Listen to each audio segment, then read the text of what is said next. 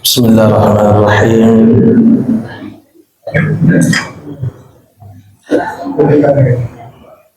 Assalamualaikum warahmatullahi wabarakatuh.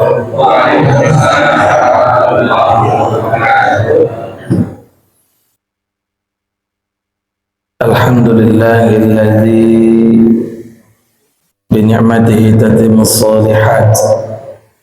Asyhadu an la ilaha illallah wahdahu la syarika lah.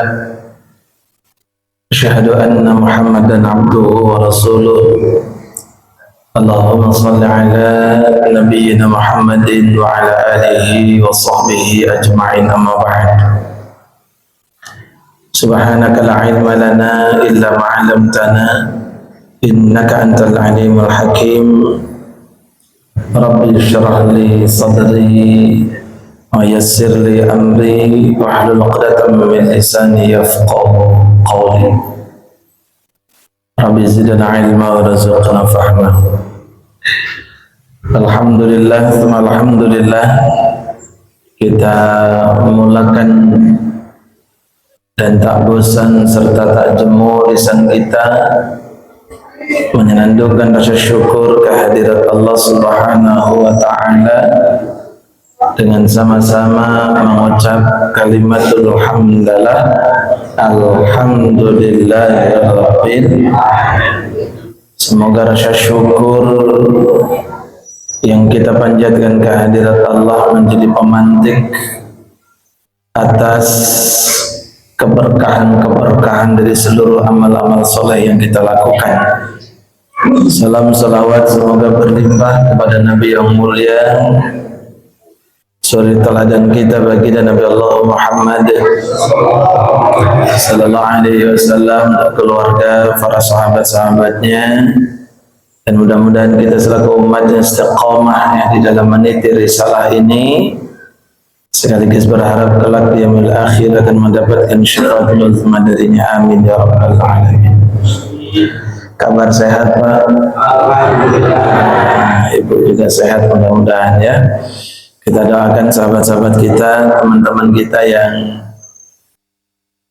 belum atau tidak bisa hadir, semoga kesemuanya senantiasa diberikan kemudahan segala urusannya oleh Allah Subhanahu wa taala.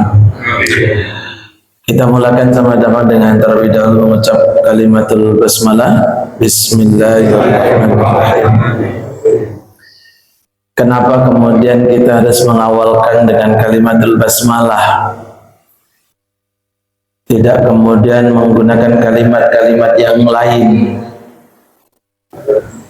Bahwa Nabi Shallallahu Alaihi Wasallam mengingatkan kepada kita bahwasanya amal soleh yang kita lakukan yang tidak melibatkan Allah Subhanahu wa ta'ala mengucap kalimatul basmalah, maka itu bisa terputus nilai keberkahannya, terputus nilai keberkahannya. Maka amal yang sifatnya soleh, amal yang sifatnya soleh, awalkan dengan mengucap basmalah. Kecuali amal-amal yang buruk, mau ngambil mangga punya tetangga nggak perlu bismillah ya. Ngambil mangga punya tetangga ucap bismillah. Mau makan kita bismillah, mau minum kita bismillah, mau tidur bismillah, mau berangkat kerja bismillah, berangkat ngaji bismillah. Maka seluruh rutinitas kebaikan kita yang kita mulakan dengan basmalah, maka fa insyaallah di situ bertambah nilai keberkahannya. Yang kedua, basmalah ini adalah permohonan izin kita kepada Allah Subhanahu wa ta'ala, sekaligus menunjukkan ketidakberdayaan, ketidakmampuan kita, sehingga kita meminta izin sama Allah Subhanahu wa ta'ala. Jangan berpikir bahwasanya kita hari ini bisa hadir ngumpul untuk ngaji, untuk sholat berjamaah lantaran karena kemampuan kita.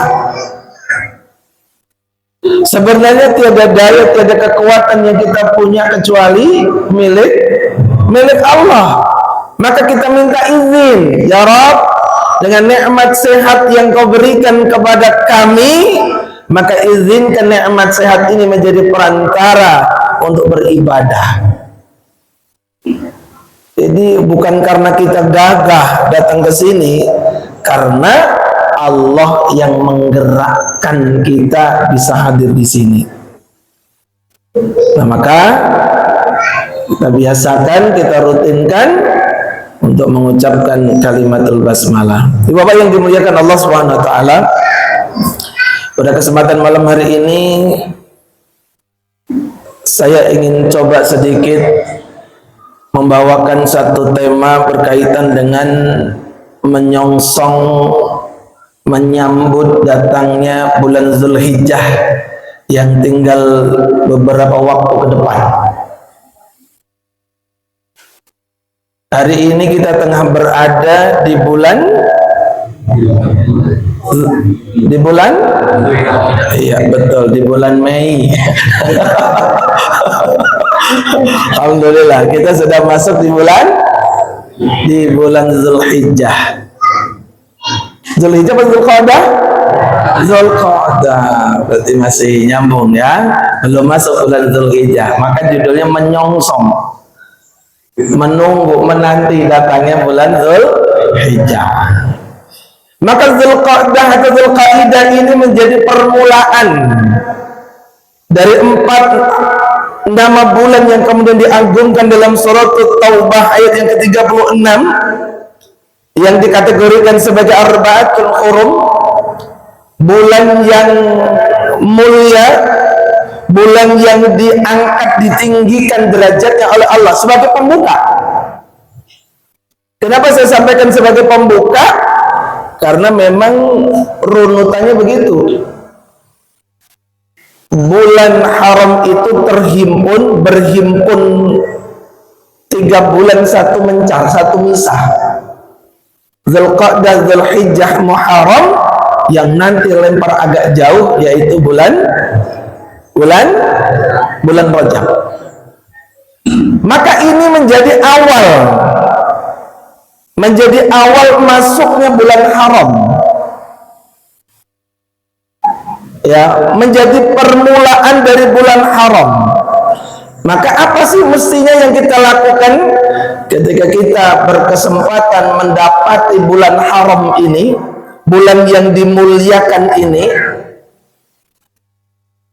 Kalau kemudian kita merujuk kepada surat Taubah ayat yang ke-36, sebagaimana Allah Subhanahu wa taala sampaikan, Bismillahirrahmanirrahim, minasyaitonirrajim, inna iddatash syuhuri 'indallahi 12 syahran fi kitabillah yauma khalaqas samawati wal ard minha arba'atun hurum. Sesungguhnya bilangan bulan itu di sisi Allah ada ayat berapa? Ayat 12. Bulan naon bae itu?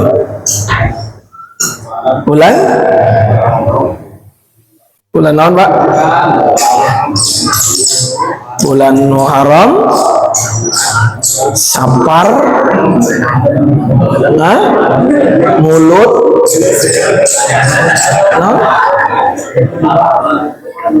terus mulut, wah, laju, puasa, lebaran dari baik. Nggak bisa kompak ya. Januari, Februari, Maret, sampai Desember apal. Muharram, Safar, Rabiul Awal, iya, itu cepat. Rabiul Akhir, aja, Jumadil Awal, cepat lagi deh, Jumadil Akhir, Rajab, Roah, Sya'ban, Ramadan, Syawal, Zulqa'dah, Dzulhijjah. Ya, kalau keroyokan menang dah. Coba satu-satu maju ke depan dikasih hadiah. Insyaallah. Emang inilah salah satu hal yang harus diingatkan kembali kepada kita, akan satu tradisi kebiasaan baik yang mungkin perlu dimunculkan. Ya, ini milik kita ini, tapi kita tidak familiar, kita tidak terbiasa mengucapkannya. Apalagi ditanya hari ini tanggal berapa, makin nggak jelas kita. Yang pasti nanti insya Allah tanggal 27, 28, 20 insya Allah nanti akan memasuki Idul Adha. Sesungguhnya bilangan bulan di sisi Allah itu ada 12, sebagaimana ketetapan Allah di Lauhul Mahfuz tentunya.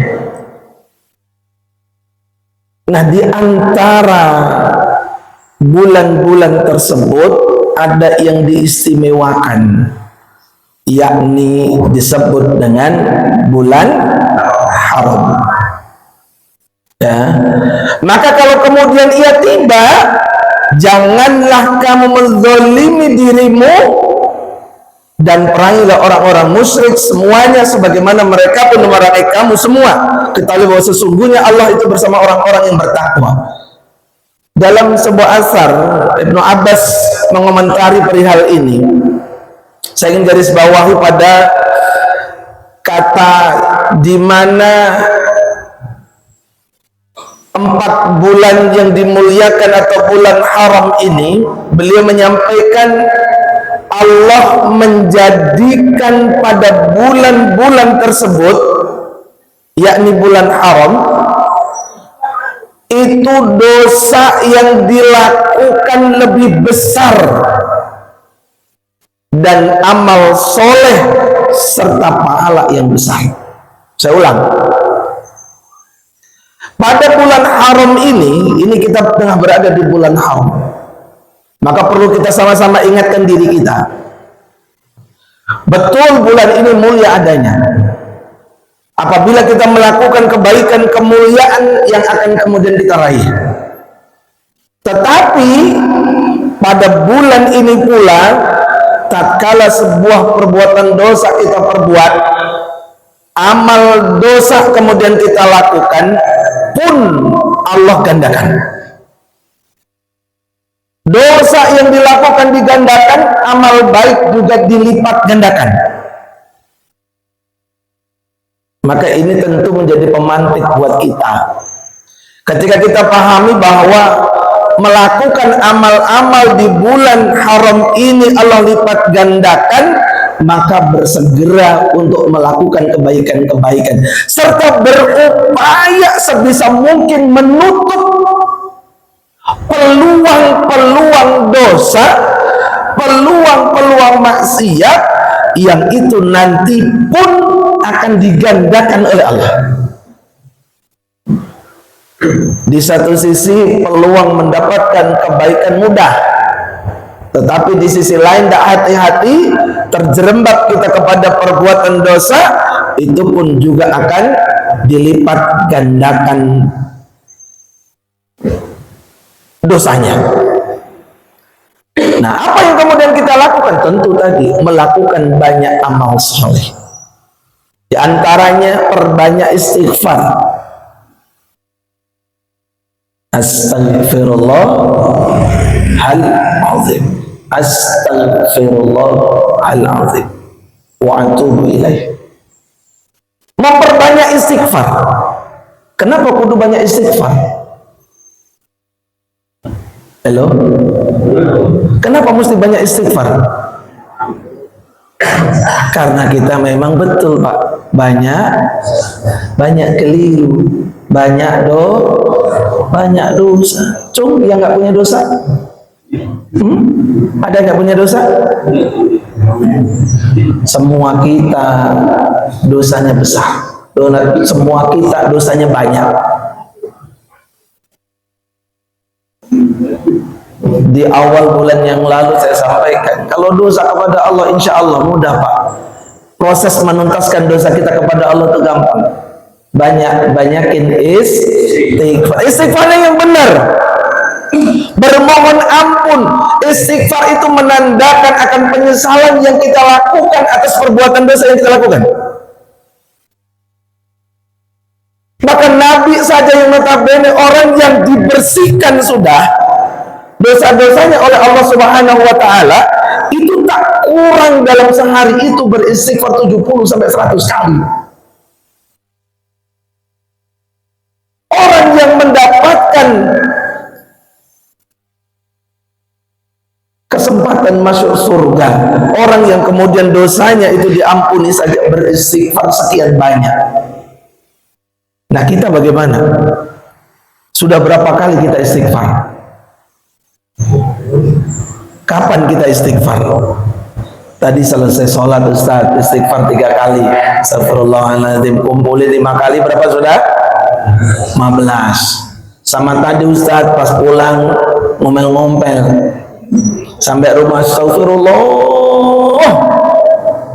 pakai mat arit disukun. Astagfirullahaladzimnya pakai mat arit lisukun panjang. Astagfirullahaladzim. Al-azimnya pakai al-azim.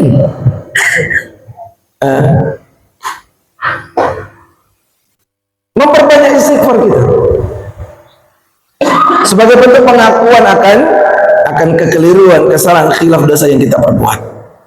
Jadi ini kesempatan buat kita memperbanyak di bulan-bulan ini banyak istighfar. Coba duduk sejenak aja 5 menit. Astaghfirullahaladzim wa atubu ilaihi. Astaghfirullahaladzim wa atubu ilaihi. Astaghfirullahaladzim wa atubu ilaihi. Insyaallah. Coba duduk gitu sambil istighfar gitu. Insyaallah. Jadi pembersih atas segala kekeliruan kesalahan kita kepada Allah. 2, tingkatkan ibadah sunnah.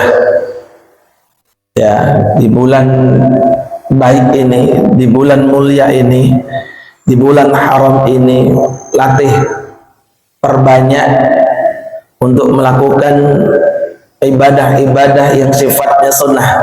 Terlebih di sana perbanyak melakukan ibadah saum, puasa. Sungguh dianjurkan kapan puasanya? Puasa boleh milih sepekan 2 kali, atau sebulan 3 kali, atau mau setiap pergantian hari sekali. Ya, Nabi Daud Ayamul Bait, atau kemudian puasa Senin atau Kamis. Maka orang yang melakukan amal-amal ini di bulan ini sama-sama. Kemarin mungkin kita melakukan amalan yang sama nih, puasa.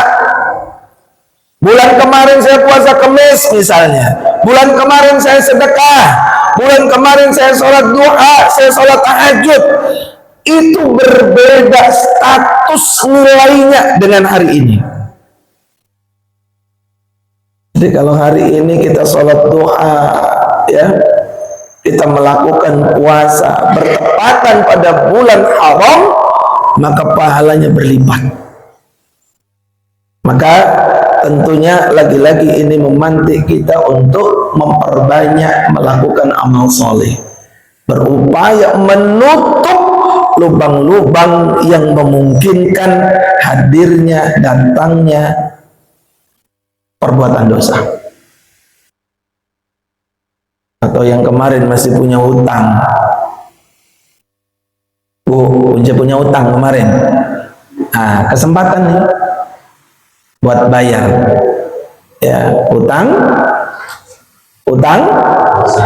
naon baik, hutang puasa iya, hutang duit ya dibalikin juga hari ini. Jangan puasa doang.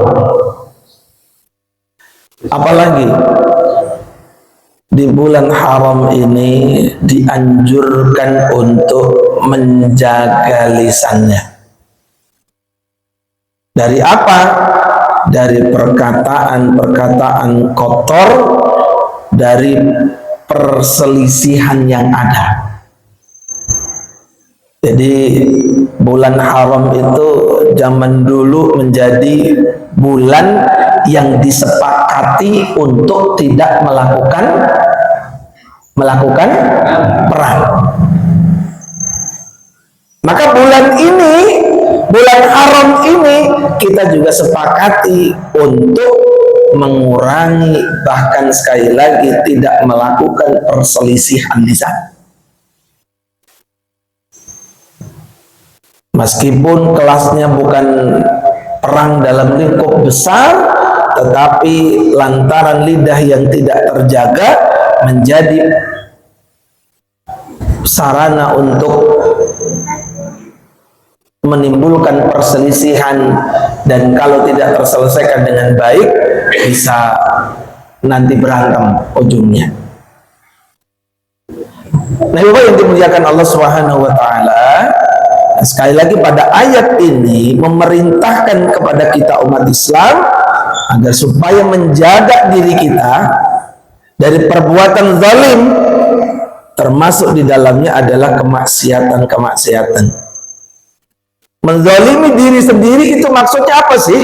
Menzalimi diri sendiri itu artinya melakukan dosa yang merugikan hubungan kita dengan Allah Subhanahu wa taala. Itu namanya zalim kita. Nah, secara umum, ya lagi-lagi secara umum, ketika kita memasuki bulan haram, itu beberapa amal yang bisa kita lakukan. Banyak yang istighfar, lantas kemudian tingkatkan ibadah-ibadah sunnah kita. Yang wajib jangan tanya lagi, karena itu wajib. Yang sunnah kita tingkatkan, Qur'annya kita mulai dekati kembali, lisannya dijaga, ya. Nah, setelah itu kita bersiap-siap nih, beberapa saat ke depan kita akan memasuki bulan haram yang keduanya. Kalau tadi Dzulqa'dah, akan masuk ke periode bulan berikutnya, yakni bulan Dzulhijjah. Termasuk bulan haram juga. Dan bahkan ada keistimewaan tersendiri. Ya, di bulan Dzulhijjah itu ada bimbingan tuntunan khusus berkaitan memasuki 10 hari pertama di bulan Dzulhijjah. Makanya ini masih ada waktu untuk kita prepare, untuk kita menyiapkan diri kita sebagaimana yang kemudian oleh Allah Subhanahu wa taala sampaikan dalam suratul Fajr, Bismillahirrahmanirrahim, wal fajr walayalin ashr, demi fajar dan malam yang 10. Jadi malam yang 10 itu oleh para ulama, kenapa Allah bersumpah dengan waktu fajar? Ya, yang pertama memang adanya keistimewaan. Ya, jadi dua ayat ini berkaitan erat dengan keadaan atau posisi bulan Dzulhijjah. Ulama menjelaskan mengapa Allah Subhanahu wa taala bersumpah dengan waktu itu. Ya, pertama dikarenakan keistimewaan ibadah. 10 hari pertama berkumpul ibadah-ibadah utama. Jadi di 10 hari pertama di bulan Dzulhijjah itu ada begitu banyak ibadah-ibadah utama ngumpul. Orang-orang penting ngumpul, berarti istimewa di situ.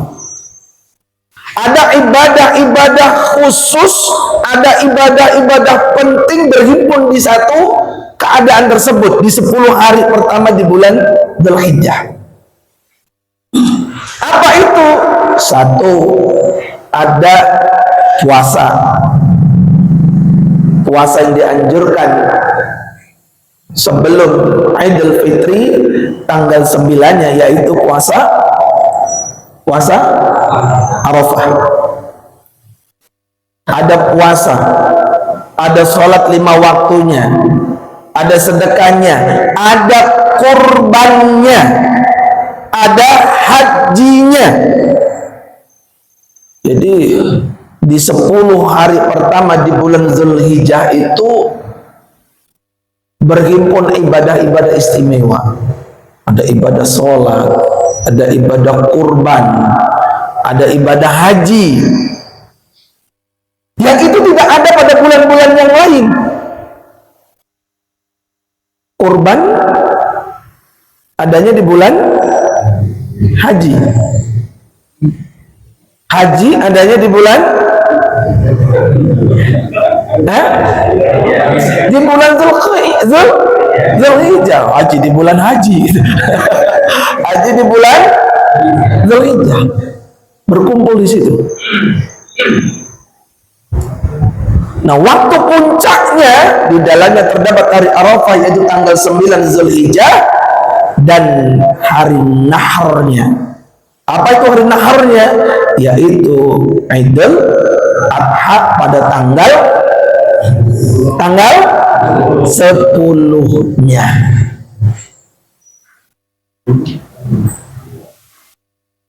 Jadi apa sih yang kita lakukan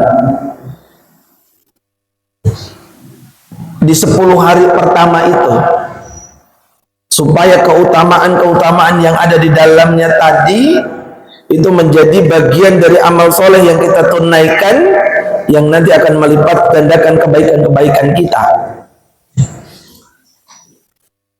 Ya, di bulan tersebut disunahkan mulai dari awal tanggal 1 bahkan sampai nanti tanggal puncaknya, ini tanggal 9, ya. Dan bahkan Nabi Shallallahu Alaihi Wasallam memberikan keterangan bahwasanya puasa Arafah itu akan menghapus dosa setahun yang lalu dan yang akan datang. Ya, dalam hadis riwayat Muslim sampaikan, puasa hari Arafah, aku berharap kepada Allah agar Ia menghapuskan dosa setahun yang lalu dan yang akan datang. Insyaallah. Maka nanti ini siap-siap segera dilingkari. Kira-kira nanti kita masuk tanggal 1 Dzulhijjah, nanti kapan harus segera ditelisik di sana supaya nanti tidak ketinggalan. Kalau memang kelewatan nggak jadi masalah, ada peluang nanti bisa meraih di tanggal 9-nya, jangan dilewatin ya, karena kebaikannya begitu luar biasa. Jadi maha baiknya Allah tuh begitu, Ibu Pak, menjadikan tempat, menjadikan waktu khusus, tempat khusus, waktu khusus yang menjadikan pahala kebaikan itu berlipat di sana. Saking sayangnya Allah kepada kita. Jadi ada step-step di mana Allah memberikan reward supaya apa? Supaya ada motivasi terbangun dalam diri kita. Lelah capek kita dalam beraktivitas sampai di titik tertentu, ini pahalanya besar. Kasih di situ. Jalan lagi kita beraktivitas, nanti menemui lagi checkpoint di situ. Di situ kebaikan dilipat gandakan lagi. Sehingga nanti ada motivasi yang terbangun di sana, ada keinginan kuat untuk apa? Untuk bisa melanggengkan kebiasaan-kebiasaan baik itu. Nah, setelahnya apa? Memperbanyak nanti di bulan Dzulhijjah itu mengucapkan zikir yang dianjurkan oleh Nabi Shallallahu Alaihi Wasallam. banyakin kalimat tahlil. Kalimat tahlil itu bunyinya la ilaha illallah. Banyakin kalimat takbir, Allahu akbar. Perbanyak kalimat tahmid. Naon tahmid? Hah? Tahmid apa? Pujian kepada Allah, alhamdulillah. Jadi perbanyak kalimat itu. Allahu akbar, ya. Kalau mau dikumpulkan subhanallah walhamdulillah wala ilaha illallah Allahu akbar subhanallah walhamdulillah wala ilaha illallah wallahu akbar, sambil nyetir, sambil masak gitu ya, Masya Allah, lagi goreng-goreng subhanallah, Insya Allah tuh Insya Allah Bapak curiga aja gitu ya, mau tetap fokus, masak matang dapat pahala Insya Allah. Daripada nggak jelas ya, yang aneh-aneh. Hai guys, lagi masak nih. Aduh. Apa sekarang yang kemudian nggak dipublish? Ayo. Aduh, luar biasa.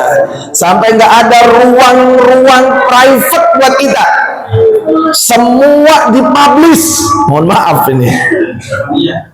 Sampai ruang-ruang dalam kamar ketahuan oleh banyak orang. Hati-hati betul Bu ya, jangan dikit-dikit lagi masak. Saya larang istri saya untuk memposting makanan kecuali jualan. Kenapa khawatir? Bukan apa-apa, saya khawatir kita kan curiga aja Bapak. Saya khawatir orang mengira, wih makanya enak-enak, padahal saya nggak makan, saya nggak punya uang untuk makan. Nabi Shallallahu Alaihi Wasallam mengkritisi betul bab ini, bahkan dikategorikan neraka gitu ya. Kalau kemudian kita bisa kenyang dalam keadaan tidur dalam keadaan kenyang, maaf, sementara tetangga kita nggak bisa makan lantaran kelaparan. Hati-hati. Insya Allah. Ya saya lebih berhati-hati aja gitu ya. Jangan semua dipublish. Makan dipublish ya. Nggak apa-apa dalam rangka untuk dagang, silakan. Ya, kalau dagang promosi ya silakan di situ. Ya. Jangan semuanya itu dimasukkan ke media sosial. Ada ruang-ruang private yang jangan. Nah, termasuk Bu, jangan biasain ngadu di media sosial. Ya, tengek tak kata Bapak. Jangan biasain ngadu di media sosial. Ngadunya di mana? Di hamparan sajadah, angkat tengadahkan tangan, ya Rabb. Ngadunya ke sana. Saya sih berhusnuzon saja. Ya, mudah-mudahan itu menjadi penyemangat buat yang lain. Nah, gitu aja ya. Berbaik sangka aja. Jadi jangan dikit-dikit punya trouble, punya masalah itu diposting di media, di medsos. Sebel aing buka salaki. Misalnya begitu. Es aja giliran libur. Kalau enggak mancing aja enggak pulang-pulang.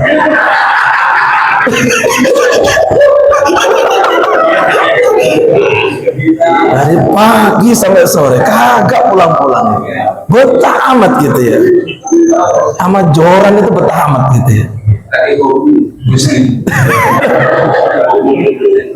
Insya Allah nggak perlu ya, didoain saja dapat ikan yang banyak gitu ya. Amin aja bapak-bapak. Insya Allah. Kadang kita ini nggak punya rambu-rambu hari ini nih, punten ya, nggak punya rambu-rambu dalam bermedia sosial. Ya, asal viral, asal rame, berhati-hati. Ya, perbanyak zikir, perbanyak mengingat Allah. Astagfirullahaladzim, la ilaha illallah. Banyak itu. Jalan lagi nyetir, lagi ngendarai gitu ya, daripada bengong. Subhanallah, alhamdulillah, la ilaha illallah, Allah, insyaallah nggak usah dihitungin, insyaallah Allah nggak akan keliru, nggak akan ketuker. Ya, apalagi momentumnya adalah momentum bulan haram, perbanyak itu. Ya, jangan melakukan perselisihan. Ini menjadi edisi buat akur, ya. Edisi bulan haram ini menjadi sarana akur buat kesemuanya, anak ke orang tua ke anak, pasangan ke pasangan. Silakan. Nah, sebagaimana disampaikan, berarti bulan haram itu mencakup kesemuanya, termasuk di bulan Zulhijjah nantinya, yakni menguatkan frekuensi sholat, ibadah sunnah, tahajud, duha, baca Quran, sedekah, upayain ya.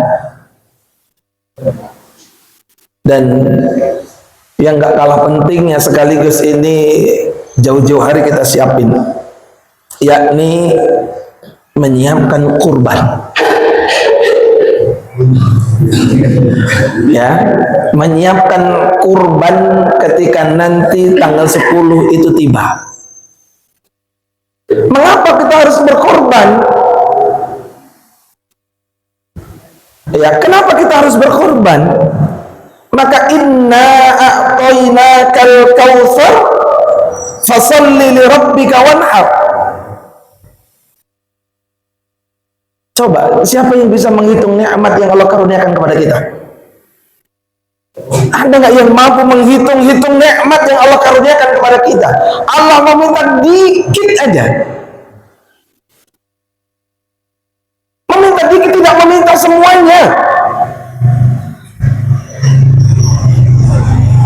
Sesungguhnya Muhammad telah diberikan nikmat yang begitu besar, yang begitu banyak. Fasholli li rabbika wanhar, maka salatlah dan berkorbanlah. Jadi apa? Kurban ini adalah bentuk ekspresi rasa syukur atas nikmat yang Allah karuniakan kepada kita. Maka kali kesekian saya tak bosan untuk mengingatkan dan mengajak, sekaligus coba mengatur. Kalau enggak ketemu, Pak. Kalau urusan harta itu nggak akan ketemu, ada sisa. Nanti deh kalau ada sisa, punya berapapun kita duit itu harta, nggak akan ada yang punya sisa, Pak. Nggak ada sisanya, kurang aja pastinya. Nah sekali lagi ini bagian dari ekspresi rasa syukur kita karena Allah memberikan nikmat yang begitu besar. Dengan Rahman Rahimnya Allah, kita berterima kasih kepada Allah gitu ya. Rahman Allah apa? Rahman Allah itu adalah karunia yang tak terbatas, yang itu tidak disekat-sekat. Jadi kalau kita telusuri, kata Rahman itu mencakup seluruh makhluk. Allah nggak beda-bedain tuh. Contoh matahari itu adalah Rahmannya Allah. Matahari buat siapa? Buat yang makhluk hidup. Yang sholat dapat cahaya matahari, yang nggak sholat dapat nggak? Dapat. Yang ahli ibadah dapat cahaya matahari, yang kira-kira tukang maksiat dapat nggak? Dapat. Oksigen semua dikasih, nggak dibeda-bedain. Itu Rahman Allah. Tapi rahimnya Allah, rahim Allah itu berubah al-hidayah. Rahimnya Allah itu hidayah spesial. rahimnya Allah itu spesial. Tidak seperti sifat rahimnya Allah. Semua dikasih, tapi rahim Allah tertentu. Para ulama menyampaikan karunianya berupa hidayah. Dan hidayah itu tak semuanya dikasih, maka beruntung kita. Termasuk dari sekian miliar manusia yang ada di muka bumi ini, kita termasuk orang yang mendapatkan hidayah itu. Maka tugas kita adalah menjaganya, merawatnya hidayah ini sampai nanti akhir kehidupan kita. Karena apa? Boleh jadi hidayah itu berkurang, boleh jadi hidayah itu nanti lenyap dalam diri kita. Maka bentuk memelihara, menjaga hidayah itu satu diantaranya adalah thalabul ilm. Jadi perintah kurban itu adalah balasan atas nikmat yang banyak yang Allah karuniakan kepada kita. 3,5 juta mal, iya, kalau itu sekaligus. Makanya untuk kebaikan-kebaikan itu upayain, khususnya kurban itu dicicil, ditabung. Kalau nggak ketemu Pak, sulit Pak. 3,5-4 juta, dapat apa kira-kira? DPN dapat? Dapat. Mau buat beli kambing, sayang bener. Hati-hati nih. Jadi kalau sebagai seorang hamba yang bersyukur kepada Allah, ini merencanakannya. Ustaz, saya tahun kemarin sudah. Maka tidak ada halangan kalau kemudian Allah titipkan rezeki kepada kita, setiap tahun silakan berkorban. Ya. Maka yuk coba jamaah nyicil setiap hari 10.000 aja, genap sebulan 300.000, setahun 3 juta. Dapat nggak itu kambing? Dapat. Nih yang ahli hisab.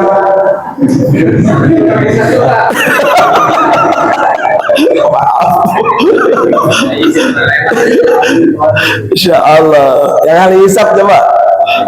Mohon maaf. Berbagilah gitu ya. Kalau belum bisa ngilangin, berbagi. Jadi ada kawan itu sampai kaget. Dia maksain gitu ya. Pokoknya kalau pengen ngerokok, kata dia itu, kalau pengen ngerokok itu dipaksain, itu tak berat betul. Pokoknya uang pengganti rokok itu cepet-cepet. Kalau ada cepet langsung masukin. Ya. Ya, cepet-cepet dimasukin gitu. Ternyata itu ketika dikumpulkan itu jadi jutaan. Masya Allah. Ustadz ini jangan diundang lagi deh. Ngomongin gua. Masya Allah, itu mah terserah ya. Tugas Ustadz menyinggung ya. Kalau yang kesinggung ya bagus lah, berarti imannya masih ada.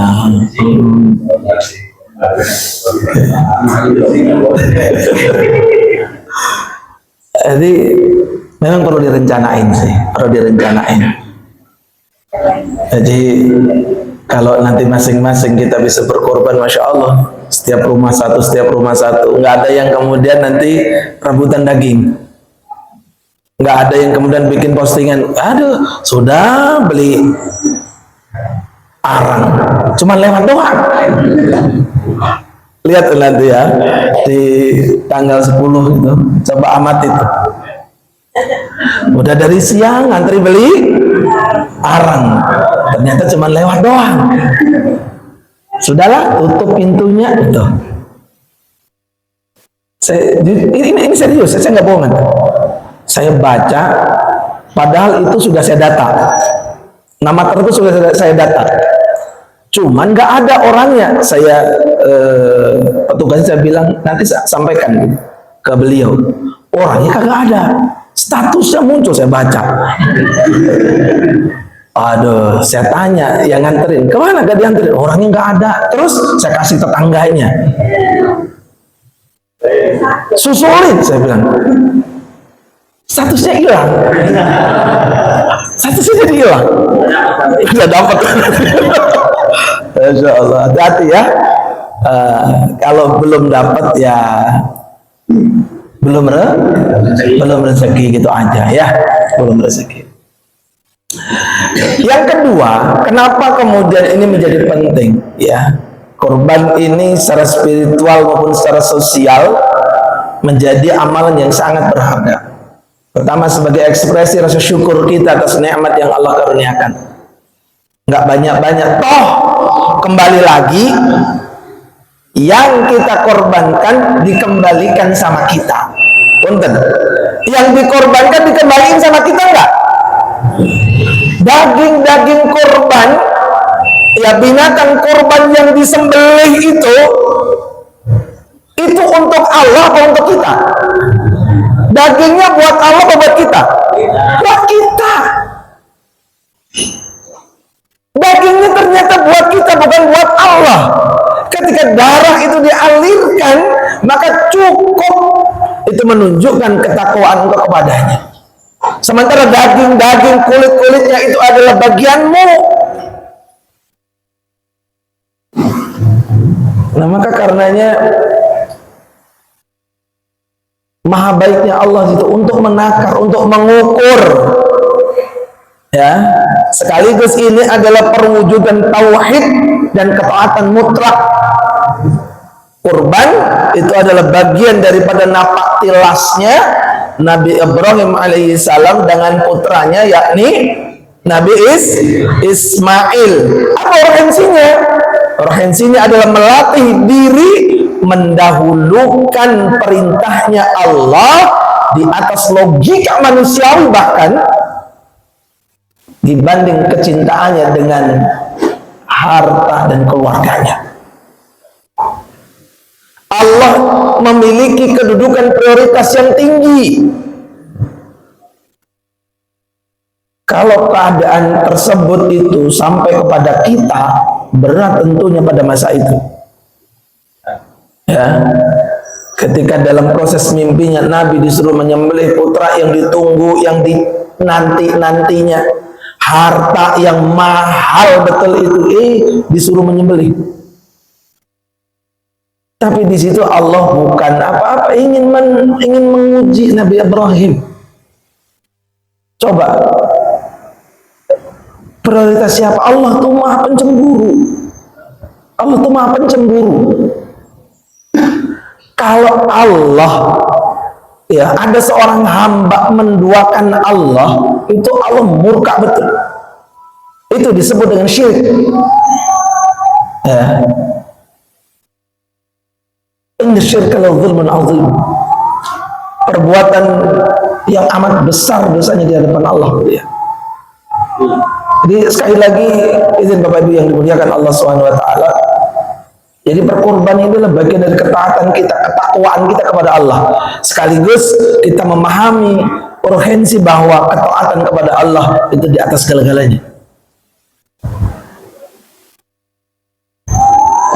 Selanjutnya apa menjadi syiar dari agama ini? Ya, ketika nanti kita melakukan sholat berjamaah, sholat Idul Adha di tanah lapang, berbondong-bondong kita di sana menunjukkan akan adanya ukhuwah di antara kita umat Islam. Ya, sekaligus menjadi dimensi sosialnya adalah bagaimana distribusi hewan-hewan kurban itu kepada orang lain, bukan hanya dinikmati. Boleh nggak Ustaz? Boleh. Kalau korban, boleh nggak yang korban makan? Boleh. Ya, ambil bagiannya, silakan. Ya, sepertiga ambil untuk dirinya, sepertiga nanti dihadiahkan, boleh. Ya. Jadi sebenarnya kalau misalnya saya mau korban ya, saya nitip nanti paha satu, boleh nggak? Boleh, cuman kurang pas di kita. Ya, tapi secara hukum syar'i boleh. Boleh itu. Kenapa? Logika sederhananya, ketika orang mampu berkorban, fa insya Allah sudah terbiasa makan makanan sekelas itu, gitu ya, karena sudah mampu dia berkorban. Bapak yang dimuliakan Allah Subhanahu Wa Taala, boleh. Jadi pada dasarnya boleh, dan tentu lagi-lagi ibadah korban ini adalah ibadah yang mestinya direncanain. Nanti ke depan ya dibuatlah begitu ya, coba diatur supaya jangan sampai kita abai ya akan perintah Allah Subhanahu Wa Taala ini, karena pahala yang disediakan oleh Allah begitu besarnya, sekaligus tanda ketaatan kita kepada Allah Subhanahu Wa Taala. Mudah-mudahan Allah berikan kelapangan rezeki kepada kita semuanya untuk bisa menunaikan salah satu syiar daripada agama ini nantinya, yakni bisa berkorban. Jangan tiap tahun korbannya korban saat kali-kali kita korbannya adalah korban onta gitu ya.